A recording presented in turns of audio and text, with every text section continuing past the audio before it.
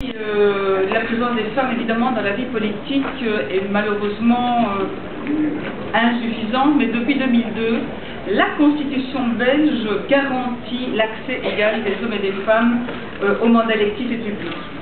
C'est vrai que depuis que nous avons adopté la loi parité, c'est-à-dire 50% d'hommes, 50% de femmes sur une liste, avec une alternance homme-femme aux deux premières places, eh bien c'est vrai qu'en Belgique aujourd'hui, 36% des femmes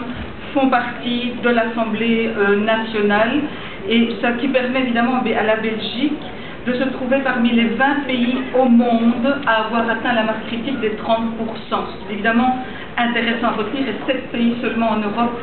atteignent cette marque critique des 30%.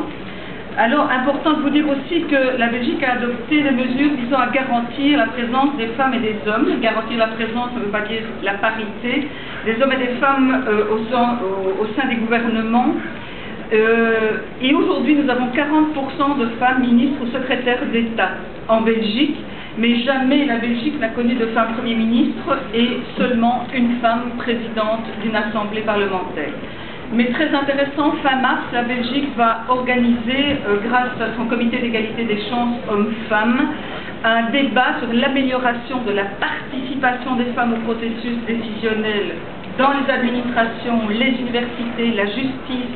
la banque centrale, les entreprises publiques et la présence de femmes top managers dans la fonction publique. L'objectif, évidemment, est de supprimer, en tout cas de diminuer ce plafond de verre persistant. Rapidement, puisque je suis limitée, je veux dire que je suis très fière de vous annoncer que la Belgique, depuis quelques semaines à peine, vient d'adopter le plan national de mise en œuvre de la résolution 1325, que bien entendu